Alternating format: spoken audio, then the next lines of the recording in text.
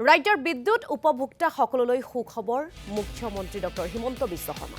অক্টোবৰ মাহত প্ৰতি ইউনিটত কমিব 50 পইচাৰ পৰা 1 টকালৈ পঞ্চায়ত নিৰ্বাচনৰ সংকল্প পত্ৰ মুকলি কৰি এই ঘোষণা কৰিছে মুখ্যমন্ত্ৰী ডক্টৰ হিমন্ত বিশ্ব শৰ্মাই মুখ্যমন্ত্ৰীগৰাকীয়ে মুক্তত আমি জনাই আছো এটা গুৰুত্বপূৰ্ণ ঘোষণা কৰিছে ৰাজ্যৰ বিদ্যুৎ উপভোক্তা সকললৈ সুখবৰ দিছে মুখ্যমন্ত্ৰীগৰাকীয়ে অক্টোবৰ মাহত প্ৰতি ইউনিটত কমিব 50 পইচাৰ পৰা 1 টকালৈ পঞ্চায়ত নিৰ্বাচনৰ সংকল্প পত্ৰ মুকলি কৰি এই কথা ঘোষণা কৰিছে অসমৰ মুখ্যমন্ত্ৰীগৰাকীয়ে গ্ৰামাঞ্চলৰ ৰাইজক আশ্বাস দিব খুজিছো যে যোৱা এপ্ৰিল মাহত আমি ইলেক্ট্ৰিচিটিৰ খৰচ প্ৰতি ইউনিটত 1 টকা হ্ৰাস কৰিছো ভগৱানে যদি আমাক শক্তি দিয়ে অক্টোবৰ নৱেম্বৰত আমি আৰু 1 টকা নহলে 50 পইচা দাম আমি এই বছৰতে কমাবৰ বাবেও আমি সিদ্ধান্ত লৈছো